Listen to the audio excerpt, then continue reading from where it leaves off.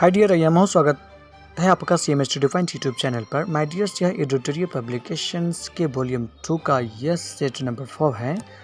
आप इसको देख ही रहे हैं। इससे पहले मैं 3 वीडियो अपलोड कर चुका हूं, जो इसके अपेक्षा मैं लॉन्ग प्रोसेस में ज़्यादा लॉन्ग डिटेल्स में किया हूं। यहाँ पर आई बटन पर उसको मैं दे रहा हूं, उसको देख लीजिएगा। उसके बाद ये थोड़ा मैं शॉर्ट कम आपको डिस्लेशन के बाद मैं इस शॉर्ट तरीके से मैं इसको बताने वाला हूं, जबकि उस वीडियो में मैं ज़्यादा लॉन्ग टाइम लेने के बाद बताए थे। तो चलिए मैं देखता हूँ कि निम्नलिखित में से कौन कृषि उत्पाद पर न्यूनतम समर्थन मूल्य का निर्धारण करता है। यह कृषि मंत्रालय, ट्राइफेड, CACP या नीति आयोग। ये कौन करता है? ये CACP यानी कि कृषि उत्पाद का न्यूनतम समर्थन मूल्य, खरीद मूल्य आदि का निर्धारण कृषि लागत पर ही किया जाता है। और ये कौन करता है? CACP करता है। जबकि इस आयोग का गठन आपको कब किया गया था? 1965 ईस्वी में किया गया था और इसका नाम बदलकर 1950 ईस्वी में कृषि लागत एवं मूल्य आयोग कर दिया गया। कृषि लागत और मूल्य आयोग कब कर दिया गया? ये 1985 ईस्वी में कर दिया गया। आगे क्यों चलते हैं तो हम देखते हैं क्या है। देखिए कि भारत में दूध की उत्पादकता को बढ़ाने के उद्देश्य से ऑपरेशन फ्लड की शुरुआत किस वर्ष की गई थी? 1967 में, 1970 में, 1975 में, 1984 में। तो कब की गई थी? ये 1970 ईस्वी में। कब की गई थी? 1970 में। आपको पता है कि 1970 ईस्वी में भारत में जो ऑपरेशन फ्लड चलाया गया था, जिसका क्या उद्देश्य था? जिसका मुख्य उद्देश्य यही था दूध उत्पादन में वृद्धि हो जाए। और आज वर्तमान समय में बात की जाए तो भारत विश्व में सबसे अधिक दूध उत्पादन करता है। विश्व में फर्स्ट है, 1 नंबर में दूध उत्पादन करने की इंडिया को ये गौरवशाली प्राप्त है। और इस ऑपरेशन फ्लड की अगर बात कर ली जाए तो इसका जनक या इसके प्रणेता श्रेष्ठ कौन है? तो डॉक्टर वर्गीज कुरियन। श्वेत क्रांति के जनक माना जाता है डॉक्टर वर्गीज कुरियन। आगे की ओर चलते हैं कि आप देखते हैं कि भारतीय GST मॉडल किस देश के उपभोग वैट मॉडल पर आधारित है? किस देश के वैट मॉडल पर आधारित है? तो देखिए, ये फ्रांस है, अमेरिका है, कनाडा है, रूस है। तो इसका राइट जवाब क्या हो जाएगा? कनाडा। भारतीय GST मॉडल कनाडा देश की GST मॉडल से लिया गया है। और विश्व में सबसे पहले GST किसने लगाया था? फ्रांस ने लगाया था। सबसे पहला कौन लगाया था? फ्रांस लगाया था। और क्या हो गया? और कब लगाया था? 1954 ईस्वी में। फ्रांस कब लगाया था? 1954 ईस्वी में लगाया था। और भारत में कब लागू हुआ? भारत में 1 जुलाई 2017 को आपको GST लागू किया। नेक्स्ट चलते हैं क्वेश्चन नंबर 4 के पास। 4 में देख रहे हैं, निम्न में से मुद्रा के किस रूप को संकीर्ण मुद्रा कहा जाता है? किसको कहा जाता है? M1, M2, M3, M4। तो किसको कहा जाता है? M1 को कहा जाता है। किसको कहा जाता है? M1 को कहा जाता है। जहाँ पर M1 मुद्रा की तरलता सबसे अधिक होती है तो निवेश भी इसकी भूमिका नहीं के बराबर हो जाती। इस कारण M1 को क्या कहा जाता है? संकीर्ण मुद्रा ही कहा जाता है। सेट की बात कर ली जाए, सेट निम्न में से किस देश के स्टॉक एक्सचेंज का नाम है? ये थाईलैंड का है कि ताइवान का है कि जर्मनी या ब्राज़ील? तो किसका है? ये थाईलैंड का नाम है। ये सेट किसका स्टॉक एक्सचेंज का नाम है? ये थाईलैंड का नाम है। और यदि बात कर ली जाए तो क्या है? ताइवान की बात कर ली जाए तो ताइवान का तेन है। ताइवान का क्या है? ताइवान का तेन है। और आपको जर्मनी नहीं, आपको टोक्यो को निक्की बोला जाता है। टोक्यो को क्या बोला जाता है? निक्की बोला जाता है। और इसी प्रकार आपको मिंटेल आपको इटली का कहा जाता है। मिंटेल किसको कहा जाता है? इटली को कहा जाता है। अब देखते हैं नेक्स्ट। और भारत ने अपना पहला परमाणु परीक्षण कब किया था? भारत ने अपना पहला परमाणु परीक्षण कब? 18 अप्रैल 1974 को, 28 अप्रैल 1974 को, 28 मई 1974 को, 28 अप्रैल 1974 ईस्वी को। तो कब क्या था? ये हुआ था आपको 18 मई 1974 ईस्वी को। आपको पता है कहाँ पर किया गया था? राजस्थान के पोखरान में किया गया था। और ये कितना था? 12 किलोटन क्षमता वाले इसमें बम में प्लूटोनियम, और उसमें क्या प्लूटोनियम को प्रयोग किया, उस बम में क्या किया था? प्लूटोनियम को प्रयोग किया गया था। इसी प्रकार की बात आगे देखते हैं कि ये क्वेश्चन नंबर नेक्स्ट आता है जिसका नाम है विश्व वानिकी दिवस प्रतिवर्ष किस तिथि को मनाया जाता है? तो किस तिथि को मनाया जाता है ये आपको पता ही है। ये मनाया जाता है 21 मार्च को। कब मनाया जाता है? 21 मार्च को। इसी हिसाब से पृथ्वी आपको जल दिवस की बात कर लीजिए, विश्व जल दिवस की बात, तो 22 मार्च को मनाया जाता है। किसको मनाया जाता है? 22 मार्च को मनाया जाता है। और पृथ्वी दिवस की बात कर लीजिए तो 22 अप्रैल को मनाया जाता है। 22 अप्रैल को मनाया जाता है। और विश्व पर्यावरण दिवस की बात कर लीजिए तो ये 5 जून को मनाया जाता है ना। नेक्स्ट को चलते हैं। कंगेर घाटी राष्ट्रीय उद्यान किस राज्य में स्थित है? कंगेर घाटी राष्ट्रीय उद्यान किस राज्य में स्थित है? तो ये छत्तीसगढ़ राज्य में स्थित है। किसमें है? ये छत्तीसगढ़ राज्य में स्थित है। ये किस राज्य में स्थित है? छत्तीसगढ़ राज्य में स्थित है।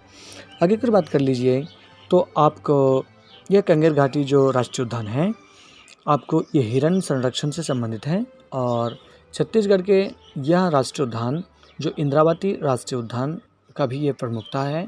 और वहाँ पर उसमें बाघ परियोजना के लिए ये बहुत तो फेमस और चर्चित है। नेक्स्ट की ओर चलते हम पाते हैं कि आपको नेक्स्ट क्वेश्चन है, निम्नलिखित में से कौन संकटपन्न जातियाँ के उदाहरण नहीं है? तो देखिए ये कस्तूरमुर्ग, ग्रेट इंडियन बास्टर्ड्स, डोडो पक्षी, बाघ।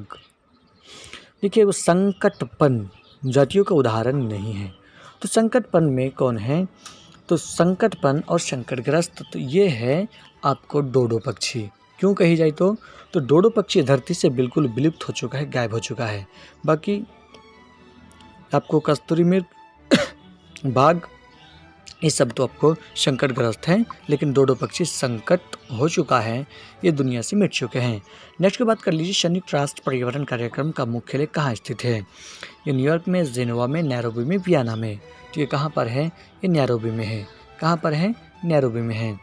यह और इसकी स्थापना कब किया गया था? 1972 ईस्वी में। कब किया गया था? 1972 ईस्वी में।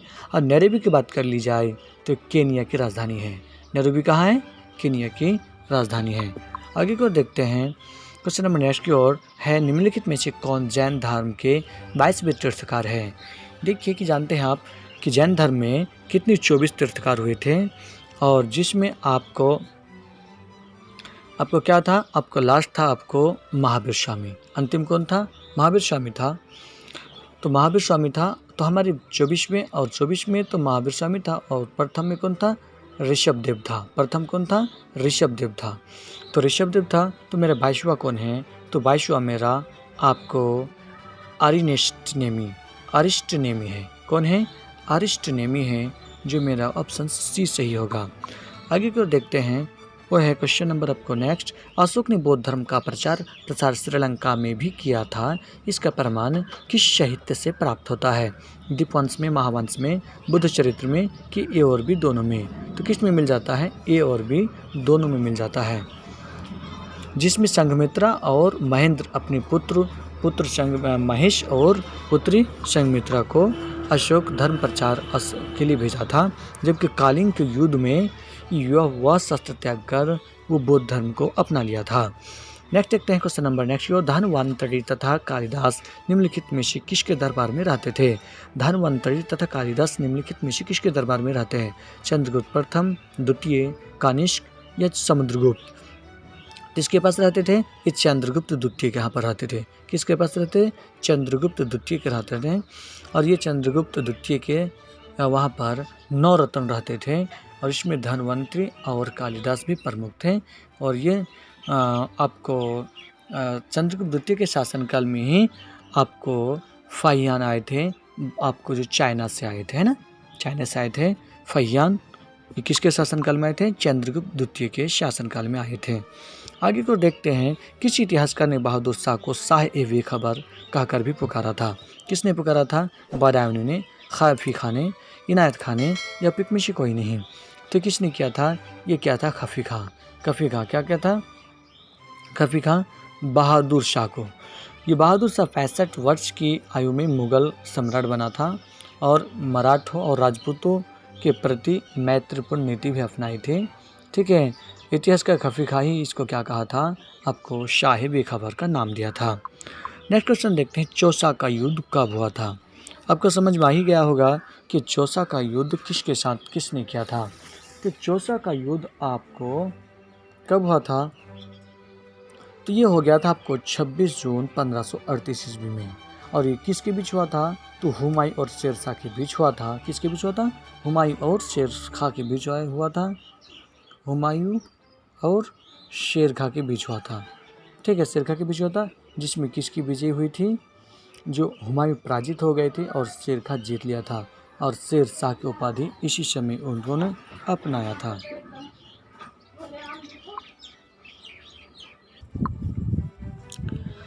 अब नेक्स्ट देखते हैं 16 नंबर की बंगाली भाषा में प्रकाशित होने वाला पहला समाचार पत्र निम्न में से कौन था? बंगबंधु, दिग्दर्शन, बंगाली पत्र या उदंड मार्तांड? तो क्या था? ये था दिग्दर्शन। ये सबसे पहला जो बंगाली भाषा में था, ये कौन था? ये दिग्दर्शन था, जो आपको कब? ये 1826 ईस्वी में प्रकाशित हुआ था। कब हुआ था? 1826 ईस्वी में ये सबसे पहले प्रकाशित हुआ था, जो ये आपको बंगाली में था और बांग्ला भाषा में था, बंगाल में ही था। जबकि नेक्स्ट को देखते हैं, क्वेश्चन नंबर नेक्स्ट है मेरा 70 नंबर में है, रेले कमीशन का गठन किस वायसराय के कार्यकाल के दौरान किया गया था? Lord Ripon, Lord Dalhousie, Lord Curzon, Lord Lytton? तो किसके द्वारा हुआ था? तो ये हुआ था लॉर्ड कर्जन। कब हुआ था? ये लॉर्ड कर्जन के शासनकाल में। कब हुआ था? ये हुआ था 1902 ईस्वी में। 1902 ईस्वी में आपको क्या हुआ था? आपको रेले कमीशन हुआ था। जबकि इसमें की बात की जाए, इसमें रेले की अध्यक्षता में ही विश्वविद्यालय आयोग की स्थापना की गई थी। ठीक है, नेक्स्ट की ओर चलते हैं, क्वेश्चन नंबर।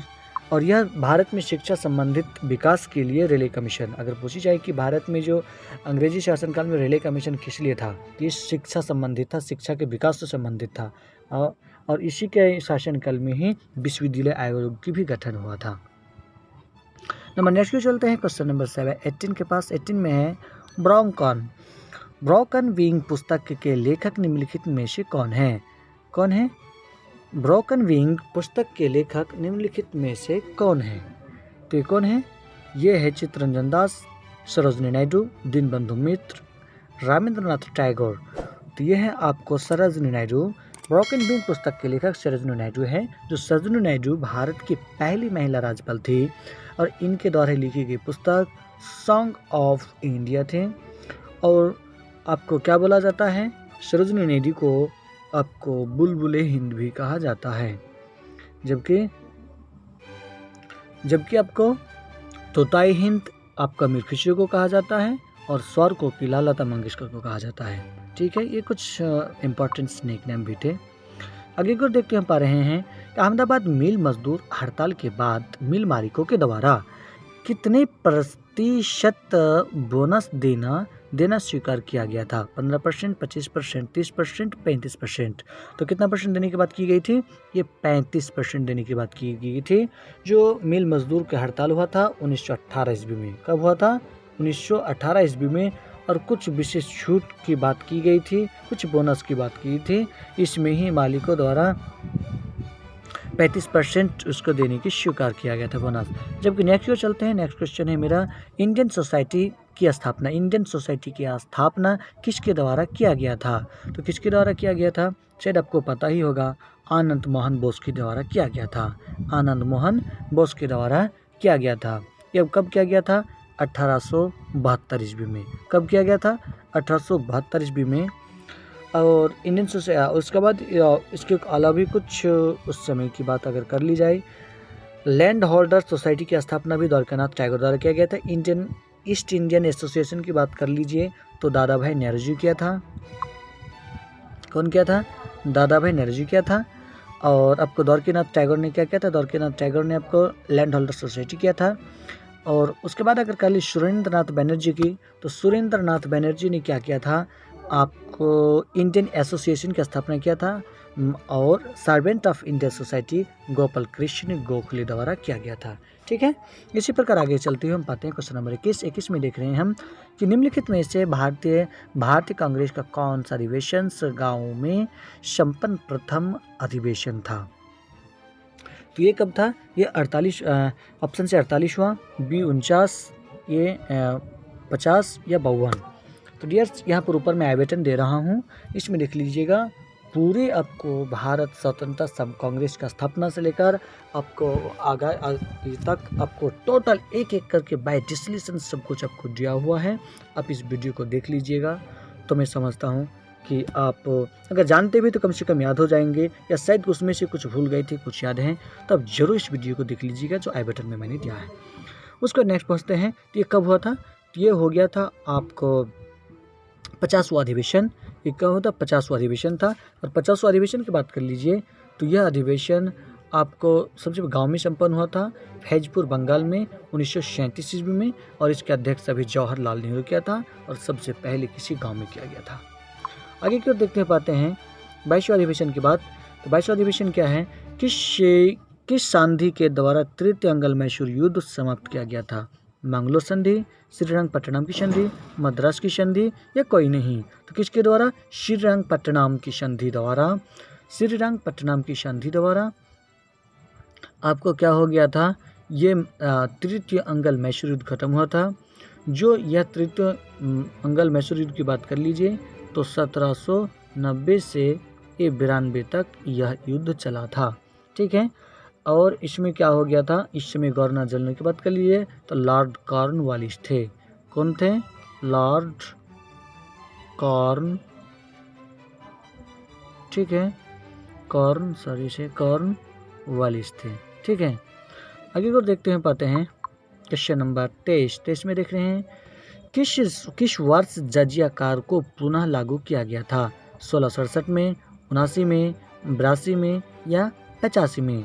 तो कब किया गया था? 1679 ईस्वी में, जो मेरा सही ऑप्शन बी है।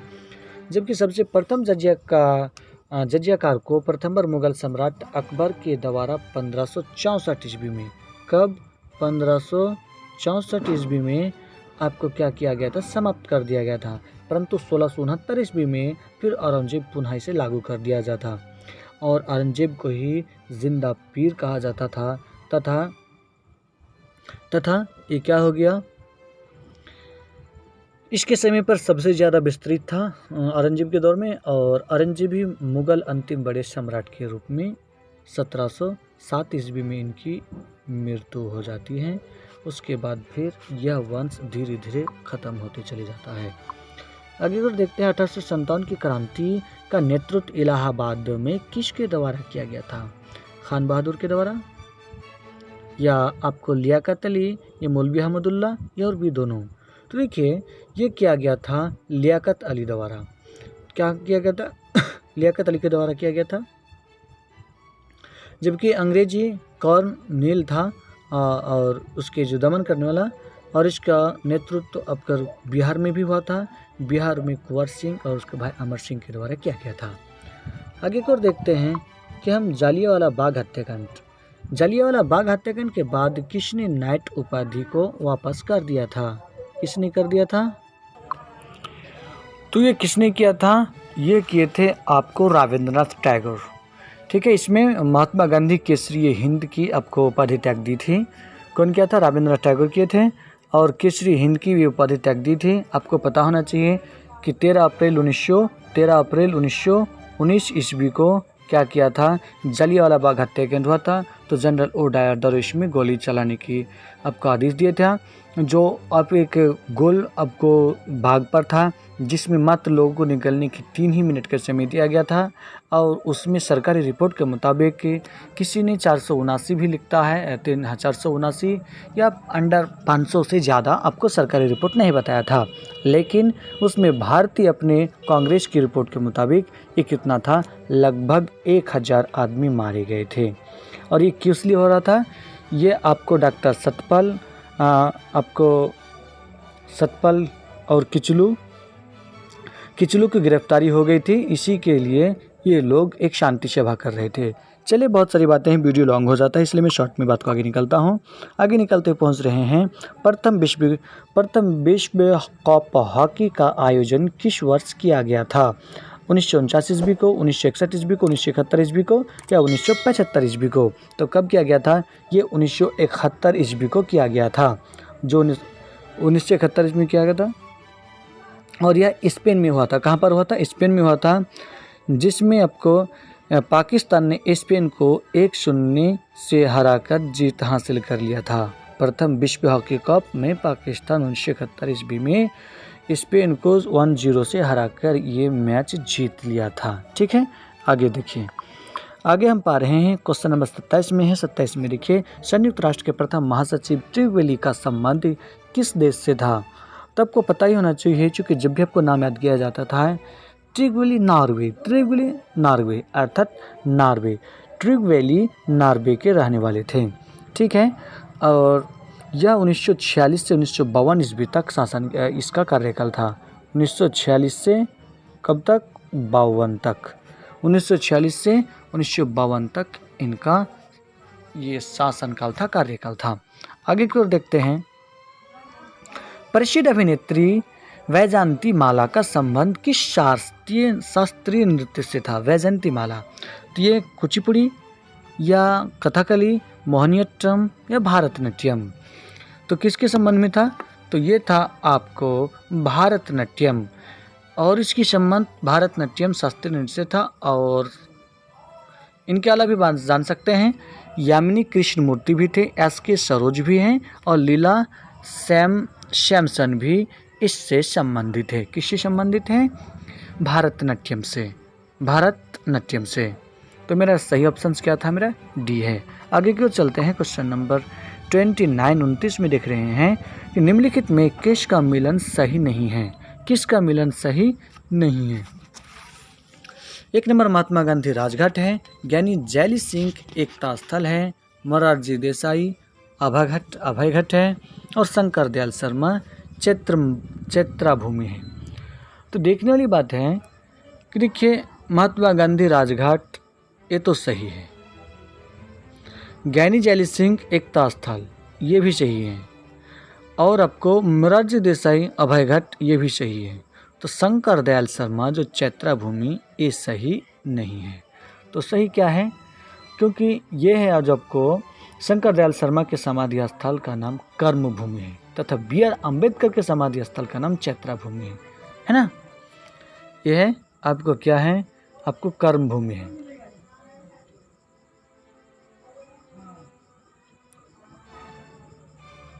ये कर्म भूमि है। ठीक है, चलिए आगे बढ़ता हूँ। चलते हैं कि भारत में मंगलयान का सफल प्रक्षेपण किस लॉन्च वाहन के द्वारा किया गया था? तो देखिए, PSLV XL-C-25 क्या है? जो मेरा ऑप्शन बी, PSLV XL-C-29। देखिए, क्या इसरो द्वारा ये प्रक्षेपित किया गया था। यह 2013 में ये सफल परीक्षण हो गया था। आगे को देखते हैं, अधिकतम जैव विविधता वाला प्रदेश निम्नलिखित में से किस प्रकार का होता है? ध्रुवीय होता है, शीतोष्ण होता है, मानसूनी होता है, उष्णकटिबंधीय होता है। ये होता है उष्णकटिबंधीय। उष्णकटिबंधीय कठोर लकड़ी के वन में विषुवतीय वर्षा वन एवं मानसूनी वन प्रदेश सम्मिलित किए जाते हैं। विषुवतीय वन वर्षा में भारी वर्षा और उच्च तापमान की दशाओं में भी गहन, ऊंचे एवं विश्व के सर्वाधिक विविधतापूर्ण जैव संपदा में यह होता है। तो ये इस प्रकार हमको समझ में आ जाता है कि ये उष्णकटिबंधीय होना है। आगे कर देखते हैं। यदि आपको थोड़ा सा भी सही लगे, अच्छा लगे, तो प्लीज़ चैनल को सब्सक्राइब कीजिएगा और एक ठो आप सही वास्तविक एक मोटिवेट के लिए हमारे आप एक ठो हमको कमेंट्स कीजिएगा, क्योंकि किसी भी चैनल का आज बड़ा होना विकास होना आप ही का हमारा आपके सहयोग से ही होता है। तो प्लीज़ आपकी मुझे अपार सहयोग की ज़रूरत है। इस वीडियो को शेयर भी कीजिएगा। ग्रीन हाउस प्रभाव का अर्थ क्या है? देखिए, वायुमंडल कार्बन डाइऑक्साइड के कारण सौर ऊर्जा का विपाशन, वायुमंडलीय ऑक्सीजन के कारण सौर ऊर्जा का विपाशन, प्रदूषण रोकने के लिए ग्रीन हाउस में खेती की उपयोग सभी।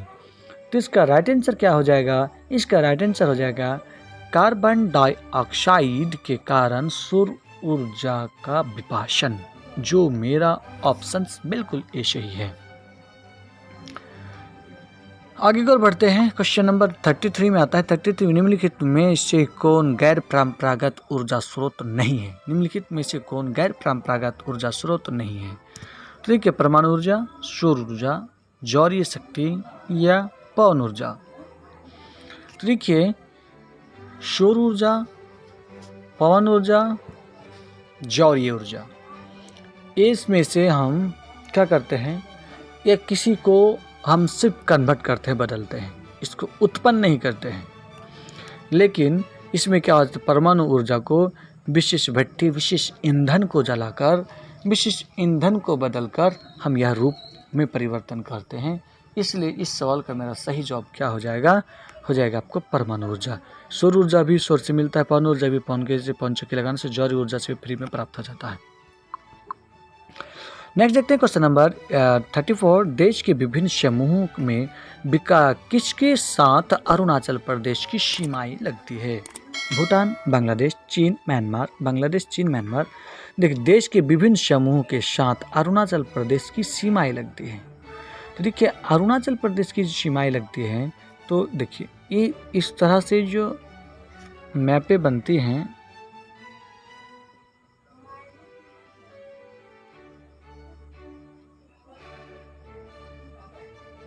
है ना, तो यहीं पर अरुणाचल प्रदेश है, यहीं पर अरुणाचल प्रदेश है, जो यहाँ पर इधर सिक्किम है, फिर यहाँ से इधर नेपाल है।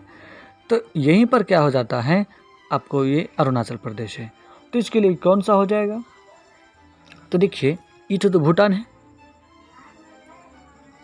इधर कौन है, यहाँ से ऊपर इधर भूटान है।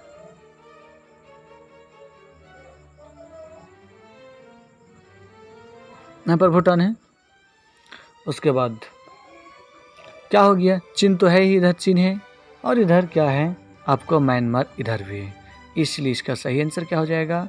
आपको हो जाएगा भूटान, भूटान, चीन और म्यांमार। तो ऑप्शन मेरा सी सही है। देखते हैं 35, निम्नलिखित में से भारत का प्रमुख जलयान निर्माण केंद्र कौन सा है? पारादीप, कोचीन, कांडला, टुटीकोरिन। तो ये कौन है? आपको कोचीन है। और ये कब कोचीन हुआ था? 1965 ईस्वी में। कब हुआ था? 1965 ईस्वी में हुआ था। जो आपको कोचीन है, जो जापान के सहयोग से केरल में शिपयार्ड लगाया गया था। और साथ ही साथ यह कोचीन पोत निर्माण देश का सबसे बड़ा पोत प्रांगण के नाम से भी जाना जाता है। अब देखते हैं, छिबरो पनबिजली परियोजना किस नदी पर स्थित है? तो किस में है? तावा, घाघरा, बेतवा, चेनाब। तो डियर फ्रेंड्स, अगर आपको कोई नदी परियोजना की बात की जाए तो परियोजना के संबंध देखिए, मैं यहाँ पर आई बटन में दे दूँगा। आपको सभी भारत में जितनी भी चर्चित एंड फेमस परियोजना हैं, सबका एक तरफ से आपको वर्णन यहाँ पर मिलेगा। आप जरूर वीडियो को देख लीजिएगा। तो क्या हो जाएगा इसका राइट आंसर हो जाएगा घाघरा। क्या हो जाएगा इसका आंसर? घाघरा। देखिए, छिबरो पनबिजली परियोजना जो उत्तर प्रदेश में है, यह आपको घाघरा नदी पर ही स्थित है। आगे बढ़ते हैं। कपास के लिए, कपास के उत्पादन की बात की जाए तो कपास के उत्पादन में भारत का स्थान विश्व में कौन सा है? प्रथम है, द्वितीय है, तृतीय है, पांचवा है? तो कितना है? ये द्वितीय स्थान है।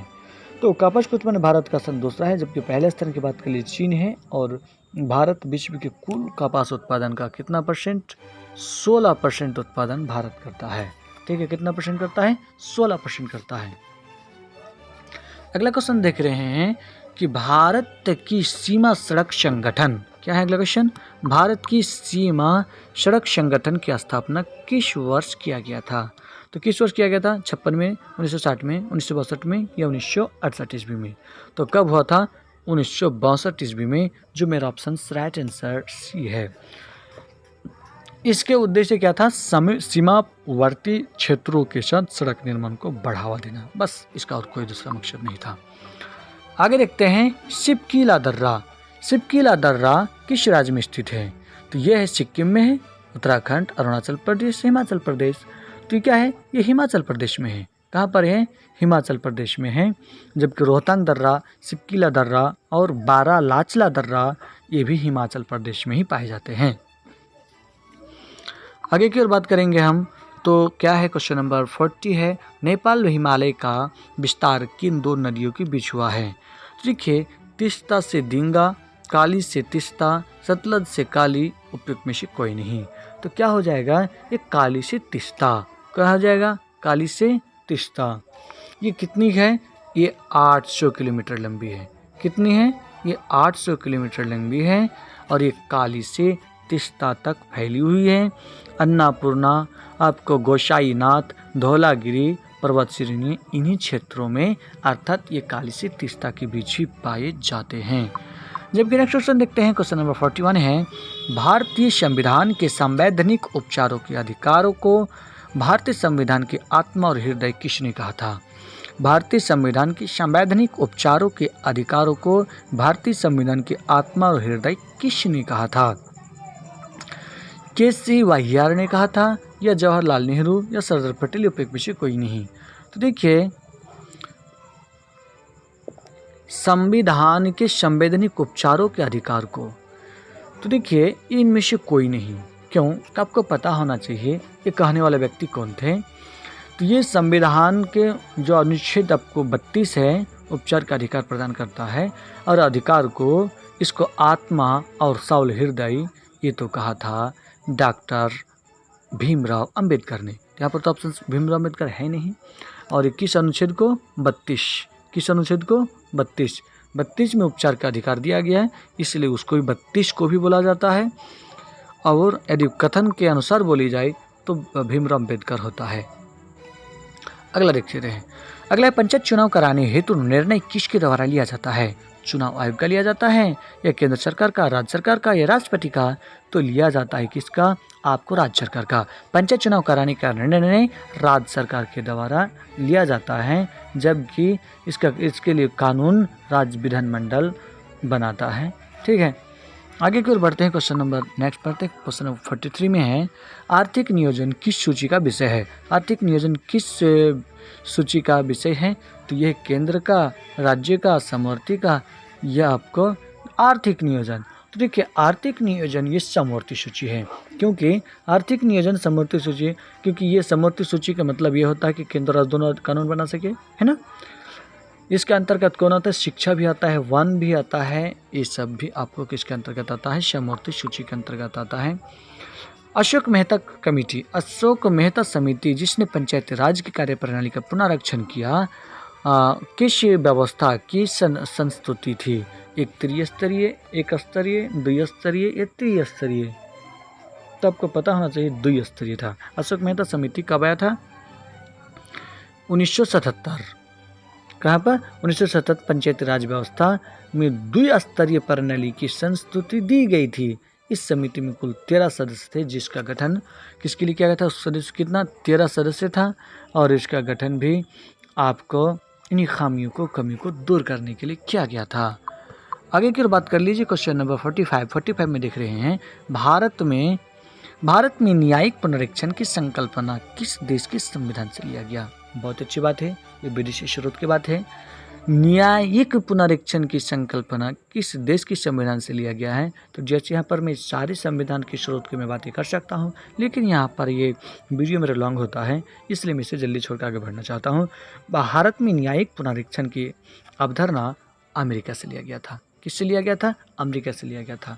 और मौलिक अधिकार तथा राष्ट्रपति पर महाभियोग भी किससे लिया गया? अमेरिका से। फंडामेंटल राइट्स, राष्ट्रपति का चुनाव, ये सब भी अमेरिका से ही लिया गया था।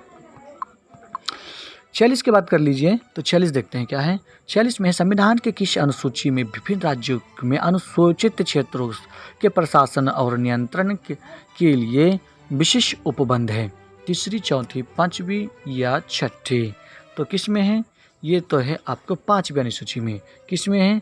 5वीं अनुसूची में है। संविधान की 5वीं अनुसूची में अनुसूचित क्षेत्र के प्रशासन और नियंत्रण से संबंधित उपबंध है। इसके अंतर्गत आसाम है और आपको मेघालय है, त्रिपुरा है और आपको मिजोरम है, मिजोरम है, इसके अंतर्गत शामिल है। ये किस में है? 5वीं सूची में है। ठीक है, आगे की ओर बढ़ते हुए हम क्वेश्चन नंबर 47 में बोलते हैं लोकसभा में केंद्र शासित प्रदेशों के लिए कितनी सीटें आरक्षित हैं? लोकसभा में केंद्र शासित प्रदेशों के लिए कितनी सीटें आरक्षित है? 15 है, 20, 25, 28। तो कितना है? आपको याद होना चाहिए ये 20 है। ठीक है, नेक्स्ट चलते हैं। जबकि टोटल कितना सीट है? ये देखिए कि आपको लोकसभा में केंद्र शासित प्रदेशों के लिए 20 सीटें हैं और शेष जो है 530 वह आपको राज्य से है। लेकिन वर्तमान समय में अगर बात की जाए तो ऐसी तो है नहीं, चूँकि 543 पर ही चुनाव होता है और 2 तो एंगल होता है, एंगल इंडिया होता है। ठीक है, क्योंकि आपको पाक अधिकृत क्षेत्र कश्मीर के लिए वहाँ पर ही 7 सीट की कमी रहती है, इसलिए अधिकतम बोला भी जाता है। यहाँ पर बात कर लीजिए नेक्स्ट क्वेश्चन की बंधुआ मजदूर अधिनियम को संसद ने किस वर्ष पारित किया था? 60 में, 72 में, 76 में, किनमें से कोई नहीं? तो हुआ था यह 1976 ईस्वी में। कब हुआ था? 1976 ईस्वी में पारित किया गया था। नंबर नेक्स्ट की ओर चलते हैं। क्वेश्चन नंबर 49 के पास 49 में देख रहे हैं निम्नलिखित में कौन सम्मिलित नहीं है?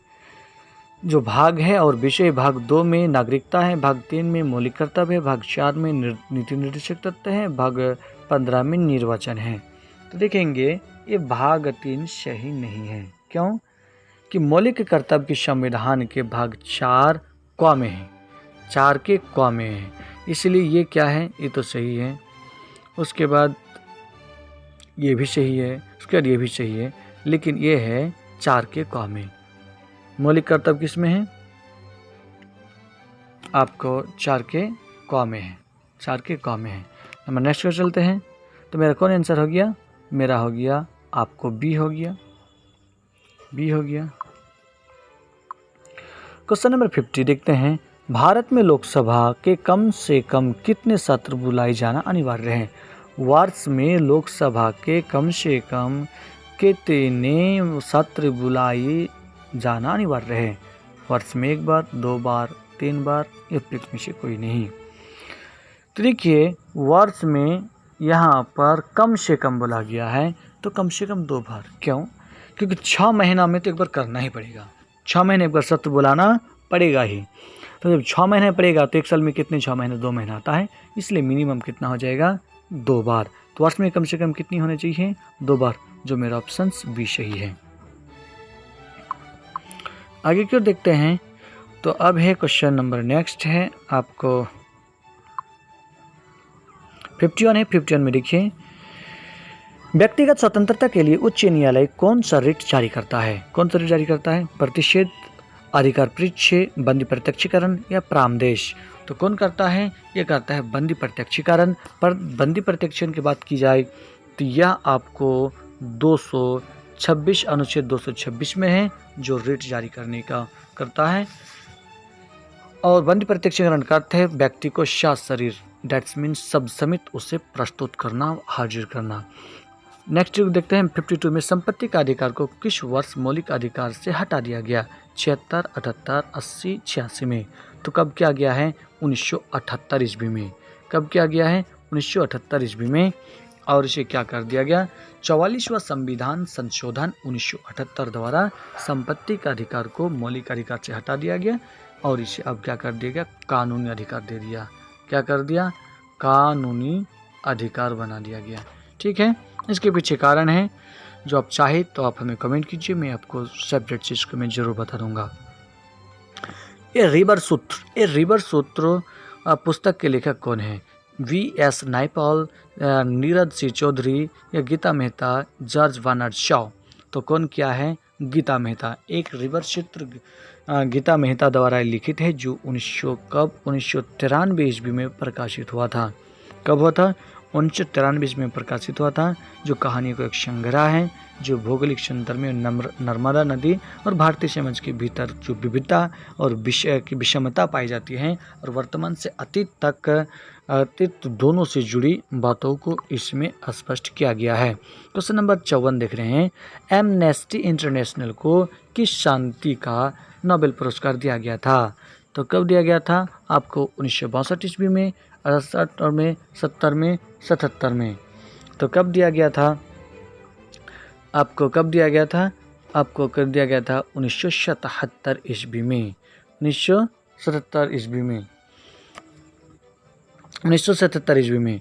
उसके बाद क्या करते हैं? नेक्स्ट देखते हैं क्वेश्चन नंबर 55। ENIAS क्या था?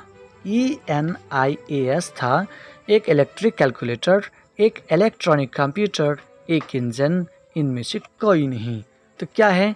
एक इलेक्ट्रॉनिक कंप्यूटर है। एक प्रकार का इलेक्ट्रॉनिक कंप्यूटर था जिसका पूरा नाम इलेक्ट्रॉनिक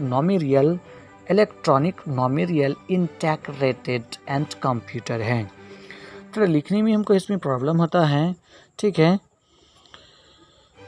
तो ये कौन सा ऑप्शन हो जाएगा? ये मेरा इलेक्ट्रिक नॉमिरिकल इंटीग्रेट एंड कंप्यूटर है, जो मेरा बी सही है ना। नेक्स्ट देखते हैं क्वेश्चन नंबर 56। हाल ही में किस राज्य सरकार ने मेजर ध्यानचंद स्टेडियम योजना की शुरुआत की है? हरियाणा, राजस्थान, छत्तीसगढ़, बिहार। तो किसने किया? राजस्थान ने। किसने किया? राजस्थान ने। जबकि वर्तमान में आज आपको पता होना चाहिए, करंट की बात है, जो राजीव गांधी खेल रत्न पुरस्कार को आजकल किस में बना दिया गया? मेजर ध्यानचंद पुरस्कार के नाम से अब जाना जाएगा। नंबर नेक्स्ट चलते हैं। क्वेश्चन नंबर नेक्स्ट है, BCCI के ने खेल इतिहास में पहली बार किस ट्रॉफी के 2020 एंड 21 सत्र को रद्द करने का फैसला किया है? दिलीप ट्रॉफी, ईरानी ट्रॉफी, रणजी ट्रॉफी, में से कोई नहीं। तो किसने किया? ये रणजी ट्रॉफी रद्द कर दिया गया। जबकि रणजी ट्रॉफी की बात कर ली जाए तो 1934-35 में पहली बार खेला गया था। नंबर नेक्स्ट देखते हैं 58 में हाल ही में किस राज्य ने विधानसभा चुनाव में मतदान प्रतिशत को बढ़ाने हेतु वोटबंदी अभियान की शुरुआत की है? तो कब की है? किसने की है? आपको केरल ने की है, राजस्थान, पश्चिम बंगाल या आसाम। तो देखिए, ये किसने किया है? एक केरल ने किया है। किसने किया है? एक केरल ने किया है। नंबर नेक्स्ट की ओर चलता हूँ। किस भारतीय मुक्केबाज को AIBA की चैंपियंस एंड वेटर्स समिति का अध्यक्ष नियुक्त किया गया? अमित पंघाल को, विजेंद्र सिंह को, मैरी कॉम को या विकेश कृष्णन को? तो किसको किया गया है? इसमें मैरी कॉम को किया गया है। मैरी कॉम की बात कर लीजिए तो मुक्केबाज SC मैरी कॉम को चैंपियंस एंड वेटरन्स समिति का अध्यक्ष भी नियुक्त किया गया है। और MC मैरी कॉम को AIBA के निदेशकों ने बोर्ड की वोटिंग के बाद इस पद के लिए बिल्कुल चुन लिया है और नामित कर दिया है। चुन लिया है। नंबर नेक्स्ट देखते हैं 60 में 10 लाख से कम आबादी वाले शहरों में ईज ऑफ लिविंग 2020 की सूची में कौन सा शहर पहले स्थान पर आया है? शिमला, देहरादून, भुवनेश्वर या कोच्चि? क्या बोला? 10 लाख के आबादी वाले शहरों में ईज ऑफ लिविंग 2020 की सूची में कौन सा शहर पहले स्थान में है? तो यह शिमला। कौन स्थान है? शिमला है, ठीक है। जो 10 लाख के से कम आबादी वाले शहरों में ये भुवनेश्वर प्रथम स्थान और भुवनेश्वर दूसरे स्थान पर आते हैं। जबकि क्वेश्चन नंबर 61 की बात की जाए तो है इसमें हाल ही में किस देश ने बहुराष्ट्रीय अभ्यास डेजर्ट फैलिंग की मेज़बानी की है? सऊदी अरब ने, UAE ने, USA ने, इजराइल ने? तो किसने किया है? UAE ने, जो मार्च 2021 में संयुक्त अरब अमीरात UAE की मेज़बानी और अभ्यास डेजर्ट फैलिंग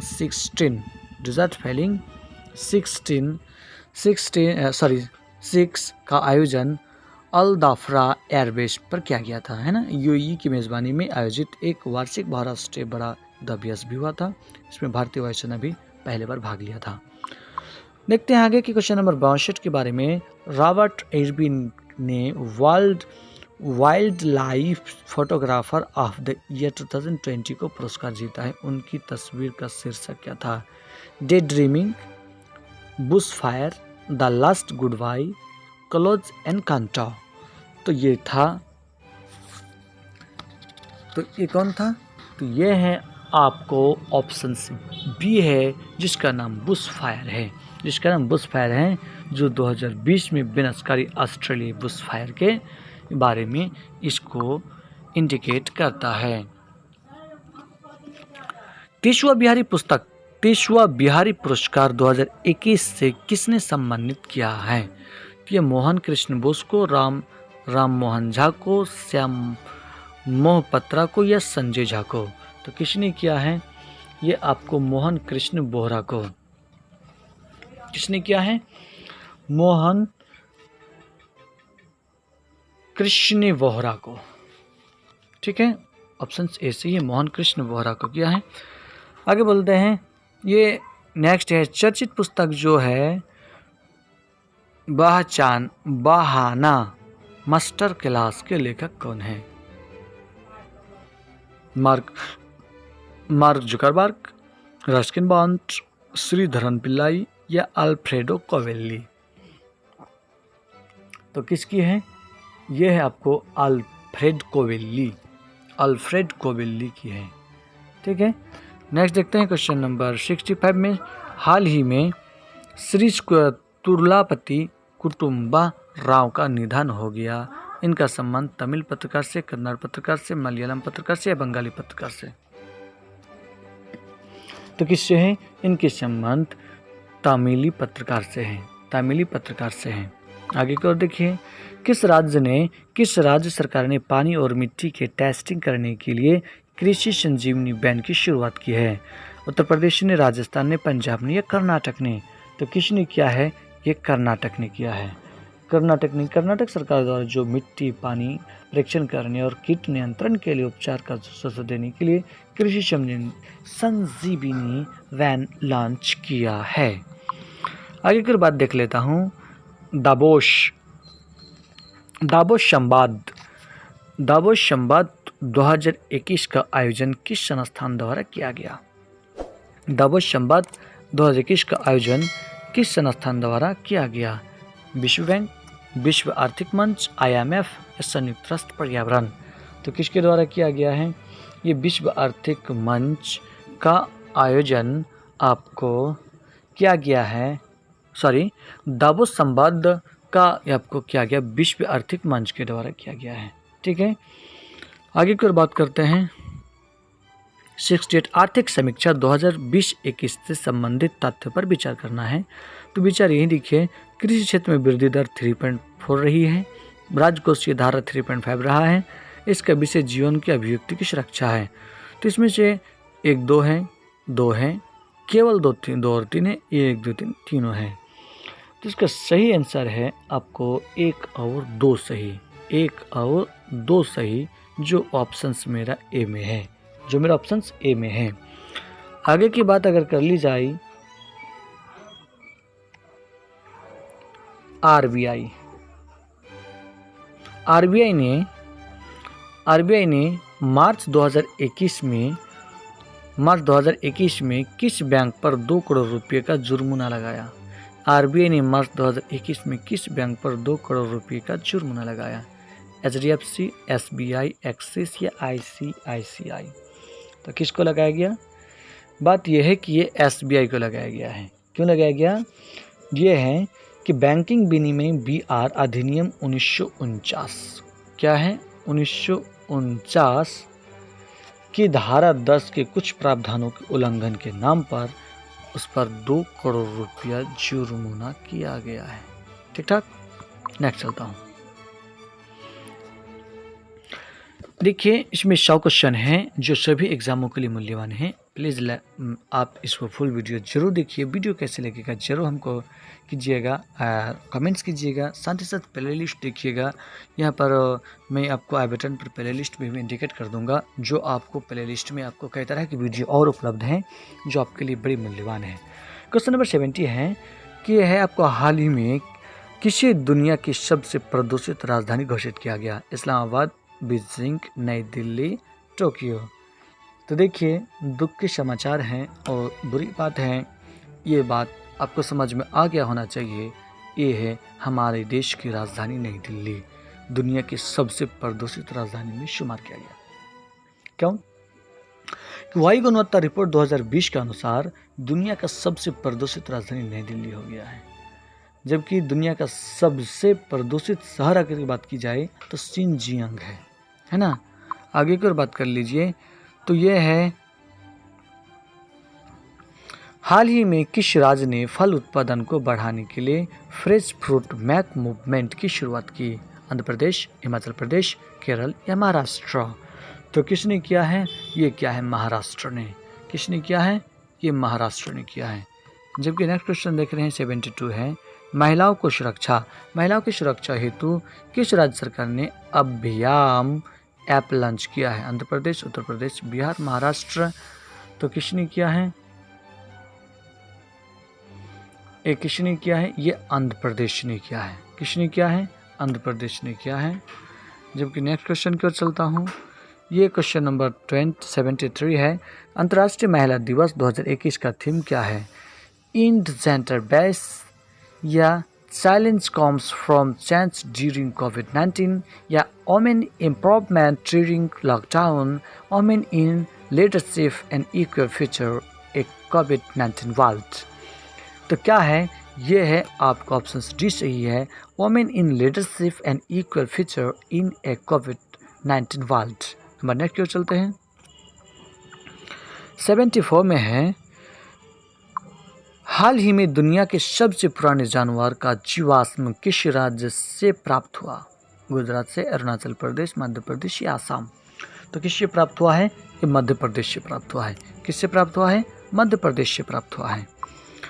अगर बात कर ली जाए तो मध्य प्रदेश में भोपाल के नज़दीक जो भीमबेटका यूनेस्को द्वारा संरक्षित क्षेत्र में दुनिया के सबसे पुराने जानवर का जीवाश्म डिकिन्सोनिया का खोज किया गया था, उसी के आधार पर इसे माना गया है। 75 देख लेते हैं। वर्ष 2020 में एफडीआई का सबसे बड़ा प्राप्तकर्ता देश कौन है? तो देखिए, प्रत्यक्ष विदेशी निवेश को ही एफडीआई कहा जाता है और जनवरी 21 के अंकटाड द्वारा जारी रिपोर्ट के अनुसार यह सबसे बड़ा प्राप्तकर्ता देश चीन बन गया और दूसरे नंबर पर आपको भारत, एक नंबर पर चीन है और 2 नंबर पर अमेरिका है। ठीक है, आगे की ओर चलते हैं। पद्म अवार्ड 2021 के तहत कितने लोगों को पद्मश्री देने की घोषणा की गई है? तो पद्मश्री कितने लोगों को देने की घोषणा की गई है? यह आपको 102 व्यक्ति को। कितने व्यक्ति को? 102 व्यक्ति को। तो यदि आप 2021 के पद्मश्री, पद्म भूषण, पद्म विभूषण के बारे में जानना चाहते हैं तो मैंने एक फुल वीडियो बनाया है जो आपको आई बटन में देख लीजिए, जो टोटल वीडियो इसमें उपलब्ध है। नेक्स्ट चलता हूँ क्वेश्चन नंबर। प्रतिवर्ष वर्ल्ड स्लीप डे कब मनाया जाता है? 15 मार्च को, 19 मार्च को, 2 अप्रैल को या 18 अप्रैल को? तो कब मनाया जाता है? ये 19 मार्च को मनाया जाता है।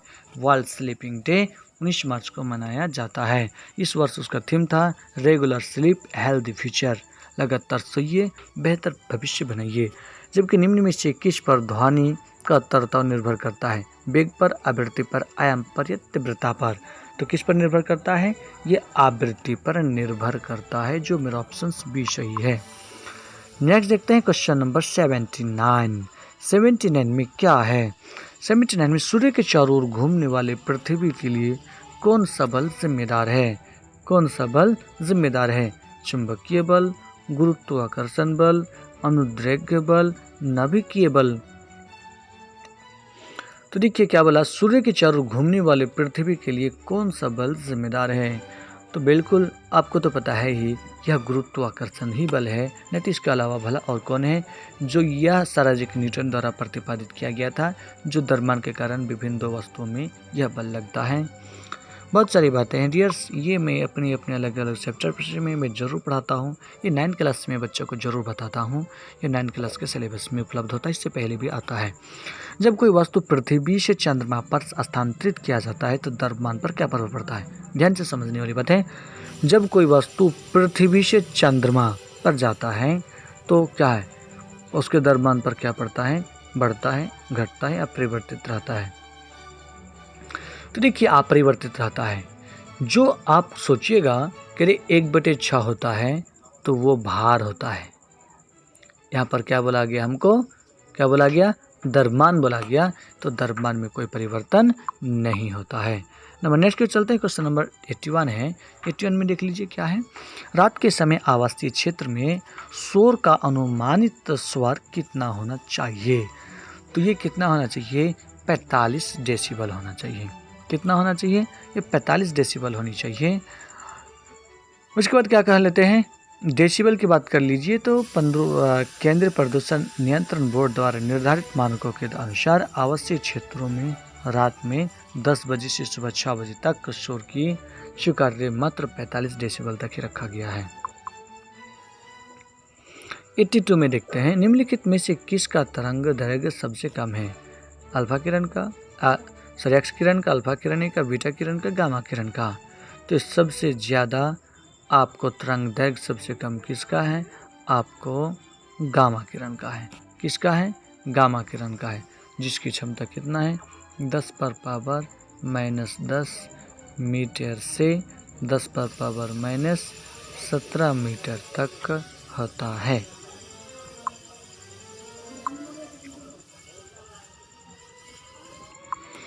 क्वेश्चन नंबर 83 है।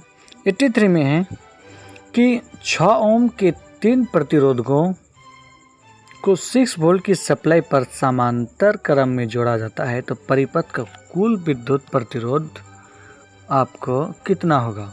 तो देखिए यहाँ पर आपको RS की बात है, समांतर क्रम में बोल दिया है ना, तो यहाँ पर आपको RP जोड़ना पड़ेगा, जो क्या होगा 1/6 1/6 1/6। तो कितना हो जाएगा, ये हो जाएगा आपको 3/6 कट जाने पर 1/2 बराबर 2 ओम। कितना हो जाएगा, ये 2 ओम हो जाएगा। तो 2 ओम मेरा कहाँ है, ऑप्शन ए में है। ठीक है। नेक्स्ट है क्वेश्चन नंबर 84। 84 में देखते हैं, आवर्त सरणी के वर्ग में ऊपर से नीचे जाने पर विद्युत ऋणात्मक पर क्या प्रभाव पड़ता है, घटता है, बढ़ता है, अपरिवर्तित, पीछे कोई नहीं। देखिए कि ये आधुनिक आवर्त सरणी जो मोज़ेली आवर्त सरणी है उसमें बात है 7 वर्ग हैं और 18 आवर्त हैं, है ना। इसमें क्या हो गया, नीचे से बोला आवर्त सरणी के वर्ग में ऊपर से नीचे जाने पर क्या होगा, ऋणात्मकता उसकी घटता है। क्या हो जाता है, ऋणात्मकता घटता है। जबकि आवर्त में बाएं से दाएं जाने पर भी ऋणात्मक बढ़ता है। बाएं से दाएं जाने पर भी ऋणात्मकता बढ़ता है। देखिए शराब का पीएच मान शायद आपको याद ही है, शराब का पीएच मान 2.8 है ना। और कुछ महत्वपूर्ण की बात कर ली जाए रक्त के बारे में जानते ही होंगे आप, 4 है, 7.4 है। दूध देख लीजिए, ये 6.4 है, जबकि 2.8 तो हो ही गया। और आपको 2.2 की बात कर लीजिए तो ये नींबू रस का है, और आपको शराब का तो 2.8 ही है। ठीक है। नेक्स्ट चलते हैं आगे की ओर। यह सोरेनसन द्वारा पीएच स्केल के द्वारा इसको मापा जाता है। कीसेराइट निम्न में से किस धातु का प्रमुख अयस्क है, पोटेशियम, कैल्शियम, सोडियम, मैग्नीशियम। तो किसका है, ये मैग्नीशियम का। कीसेराइट, कार्लेनाइट, कॉर्नेलाइट, मैग्नीलाइट, ये सब किसकी हैं, मैग्नीशियम की। ये सब आपको अयस्क हैं। 87 के पास आते हैं। 87 में क्या है? तो 87 में है आपको परमाणु क्रमांक 20 वाले का इलेक्ट्रॉनिक विन्यास। तब को अगर ये पता होना चाहिए कि जो ट्रू एन स्क्वायर है जिसमें इलेक्ट्रॉनिक विन्यास आपको कक्षा के एल एम एन पर जो चलता है, तो इलेक्ट्रॉनिक विन्यास उसको सबसे पहले ट्रू एन स्क्वायर में बोला गया कि सबसे पहला में 2 रहेगा, उसके बाद कितना रहेगा 8 रहेगा, उसके बाद 8 तो नहीं लेकिन 8 को माना जाता है चूँकि अर्धपूर्ण कोष्ठक, उसके बाद 2 यानी कि 2 8 8 2, जो मेरा ऑप्शन बी सही है। ठीक है, उसके बाद देखिए क्वेश्चन नंबर 88 के पास आते हैं। तो 88 में क्या मिलता है कि निम्नलिखित में से कौन ठोस स्नेहक का उदाहरण है? ठोस स्नेहक है ना, अगर लिक्विड बोल देता तो फिर और कुछ होगा, तो ठोस के रूप में ग्रेफाइट होता है। स्नेहक जो फिसलन वाला, जो घर्षण कम करने वाला होता है, वो ग्रेफाइट होता है। 89 की बात कर लीजिए। 89 में निम्न विकल्पों में किसका ज्वलनताप सबसे कम है? लकड़ी का, कागज, प्लास्टिक, पेट्रोल। तो इसमें से सबसे कम है पेट्रोल का। विकल्प किसका ज्वलनताप सबसे कम है? ये पेट्रोल का। लकड़ी का भी अधिक होता है, कागज का भी अधिक होता है, प्लास्टिक का भी होता है। जो ज्वलनताप जैग्नेशन टेम्परेचर होता है, किसी पदार्थ को जलाने हेतु आवश्यक न्यूनतम ताप होता है। तो उपयुक्त में से विकल्प जो हमारे पास ये जो ऑप्शन है, तो इसमें से देखिए ज्वलनताप, देखिए कि ज्वलनताप की परिभाषा लीजिए तो क्या हो जाएगा? वह न्यूनतम ताप जिस पर कोई पदार्थ चलना प्रारंभ करता है उसे क्या कहते हैं? ज्वलनताप कहते हैं। देखिए लकड़ी को एक माचिस से नहीं जला सकते हैं, लेकिन एक तो कागज़ को माचिस से जला सकते हैं। प्लास्टिक में भी आपको खूब ज़्यादा ताप गर्म चीज़ दे दी जाए, टच करा दी जाए तो वो पिघल सकता है, छिद्र हो सकता है। पेट्रोल की बात कर की जाए तो आपको क्या हो जाएगा कि ये आपको साधारण क्या बोला जाता है? पेट्रोल के पास स्मोकिंग करना मना होता है, उसमें भी आग पकड़ लेगा। तो इसमें से सीरियल वाइज सबसे है, तो इसमें सबसे अधिक ज्वलनताप किसका है? पेट्रोल, लकड़ी का है, सबसे कम पेट्रोल का है। 90 में लिखते हैं निम्नलिखित में से कौन जड़ का उदाहरण नहीं है? जड़ का उदाहरण नहीं है, गाजर, मूली, आलू या दोनों? तो ए और सी दोनों। तो ये कौन है? आलू। आलू जड़ का उदाहरण नहीं है। ठीक है, आलू जड़ का उदाहरण नहीं है क्योंकि ये भूमिगत तना है, ये भूमिगत तना है। देखते हैं क्वेश्चन नंबर, टिक्का रोग का संबंध किससे है? चावल, आलू, गन्ना, मूंगफली। तो ये है टिक्का रोग मूंगफली से है। टिक्का रोग किससे है? मूंगफलियों से संबंधित है। देखते हैं आगे 92 में जीवाणु कोशिका में सूत्रकणिका दैट्स माइटोकॉन्ड्रिया की संख्या कितनी होती है? तो जीवाणु में ये सूत्रकणिका माइटोकॉन्ड्रिया की संख्या 0 होता है, दैट्स मीन इसमें पाया नहीं जाता है। आगे की ओर बढ़ते हैं 93 के पास। 93 में देखिए निम्नलिखित में से किस कोशिका के द्वारा इंसुलिन का रिसाव होता है? अल्फा कोशिका, बीटा कोशिका, गामा कोशिका, पिक में से कोई नहीं। तो किनके द्वारा होता है? ये बीटा कोशिका द्वारा। इंसुलिन एक हार्मोन है, जंतु हार्मोन, उसमें पाया जाता है, जिसकी कमी से आपको क्या हो जाता है? डायबिटीज़ हो जाता है, और इंजेक्शन में उसका वही दिया जाता है। और ये कहाँ पर बनता है? आग्नाशय में या लैंगरहैंस की द्वीपिका में बनती हैं। जो कैसा होता है? ये बीटा कोशिका का होता है। किसका होता है? बीटा कोशिका का होता है। 94 में बात कर लीजिए, तो 94 में देख लीजिए, आपको 94 में बता देता हूँ। मानव शरीर की सबसे लंबी अस्थि आपको जो जंग में पाई जाती है, कहाँ पर पाई जाती है? जंग पर पाई जाती है, और उसका नाम क्या है? फीमर है। उसका नाम क्या है? फीमर है, जो उसको ही क्या बोलते हैं? आपको उरु अस्थि बोलते हैं। ऑप्शन ए सही है। वैसे व्यक्ति में 206 हड्डी पाई जाती हैं, जिसमें सबसे बड़ी फीमर होती है, और एस्टिपी जो कान में पाए जाते हैं सबसे छोटी होता है। नेक्स्ट देखते हैं क्वेश्चन नंबर 95 में। 95 में क्या है? 95 में है निम्न में से कौन एक प्रकार के रेशेदार प्रोटीन का उदाहरण है? एल्ब्यूमिन, एंजाइम, कैरेटिन या हीमोग्लोबिन। तो ये कौन है? आपको कीरेटिन है। ये कौन है? ये कीरेटिन है। तो कीरेटिन ऑप्शन में सी सही है। नेक्स्ट क्वेश्चन देखते हैं। देखते हैं अब नेक्स्ट क्वेश्चन है जो मैथ से रिलेटेड है, क्योंकि यह आपको बिहार बीपीएससी के लिए भी बड़ी चर्चित है या आपके लिए उपयोगी होंगे। तो देखिए इसमें क्वेश्चंस है, मैं आपको सब तो नहीं कर पाऊँगा क्योंकि इसमें स्पेस की थोड़ा दिक्कत होती है, स्क्रीन छोटा है मेरा। तो आपको मैं आंसर बता देता हूं और इसका आंसर आप स्वयं सॉल्व करने की कोशिश कीजिएगा। यदि आपको दिक्कत होंगे तो ज़रूर हमें कमेंट्स करेंगे, आपको मैं ज़रूर बता दूंगा। क्योंकि यहाँ पर ये ऑल सब्जेक्ट में टीचर हूँ, यहाँ पर मैं 110 के ऑल सब्जेक्ट को पढ़ाता हूँ, तो ये सब क्वेश्चंस बड़ी इजी गोइंग बनाते ही हैं। ऐसी कोई नहीं कि मैं जीके का मास्टर, काट्स का मास्टर, कुछ मैं सब कुछ को बराबर पढ़ा सकता हूँ। तो चलिए देखता हूँ क्या है। क्वेश्चन नंबर फर्स्ट है, 380 में किस छोटी से छोटी संख्या से गुना करने पर प्राप्त संख्या एक पूर्ण घन बन जाएंगी। देखिए पूर्ण घन बनने का मतलब यही होगा कि आप इसको क्या कर दिएगा, अभाज्य गुणनखंड कीजिएगा। तो ये जोड़ा जोड़ा नहीं, ट्रिपल में 3-3 का जोड़ा बनेगा। 3-3 में से जो कम रह जाएगा उससे गुना कर देंगे। तो इससे गुना करने से देखेंगे, तो जब इसको गुना करेंगे तो गुना करने से देखिए मैं इसको बनाया हूँ, तो इसमें प्राप्त होगा आपको 3 गुना 3 गुना 7 गुना 7 गुना 7, यानी 3 तो 7 प्राप्त होगा, 2 तो 3, एक तो 3 घट रहा है, जो मेरा ऑप्शन ए में सही है। देखिए तो है ये है, यदि a+1/b बराबर 1, यदि b+1/c बराबर 1, c+1/a बराबर क्या होगा। देखिए इसको सॉल्व करने के लिए बिल्कुल ज़्यादा स्पेस की ज़रूरत होती है, तो इसको मैं आपको आंसर बता देता हूँ। यदि नहीं बने तो बिल्कुल आप हमें कमेंट्स ज़रूर कीजिए, मैं आपको इस बात को समझा दूंगा।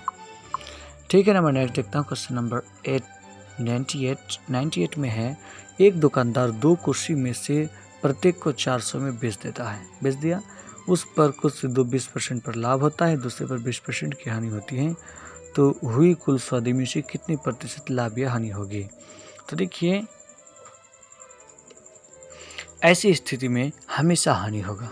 क्या होगा, हमेशा हानि होगा। और इसका सूत्र वही होता है, जितना में बेचा गया उतना का स्क्वायर बटे आपको 100। तो यहाँ पर 20 पर स्क्वायर कितना होता है 400, तो 400 बटे 100 जब करेंगे तो इसमें 2 जीरो कट जाएगा और ये 4% हो जाएगा। देखिए जो स्पेस छोटा है मैं लिखने में मुझे कोई हर्ज नहीं, ये 4% मेरा ऑप्शन बी में है, 4% मेरा ऑप्शन बी में है जो सही है। आगे की बात देख लीजिए, क्वेश्चन नंबर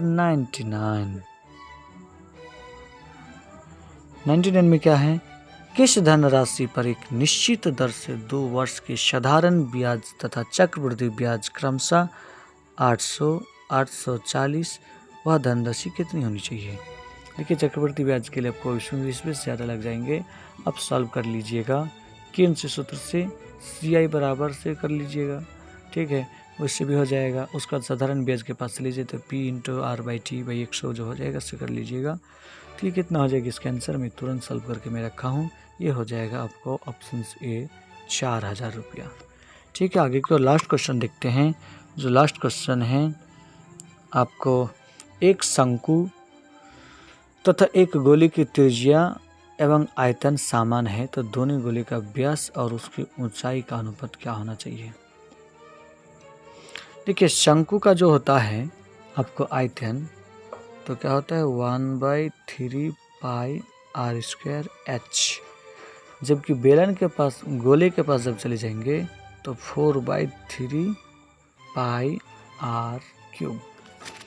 तो देखिए 3 कट जाएगा, पाई कट जाएगा, है ना, और उसकी त्रिज्या की ऊंचाई का अनुपात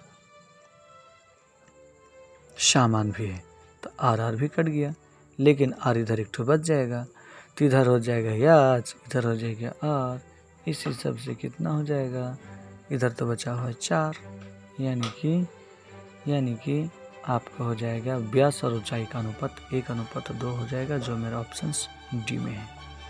तो डियर्स कैसा लगा वीडियो ज़रूर हमें बताएंगे कमेंट्स करके, और इस तरह की वीडियो ज़रूर देखेंगे। मेरा और प्लेलिस्ट में वीडियो बना हुआ है, ये बहुत सारे और है, प्लेलिस्ट देख लीजिएगा, जो मैं जीके के रूप में मैं डालता ही रहता हूँ। तो ठीक है डियर्स, फिर मिलते हैं नेक्स्ट वीडियो में, तब तक के लिए धन्यवाद, थैंक यू, जय हिंद।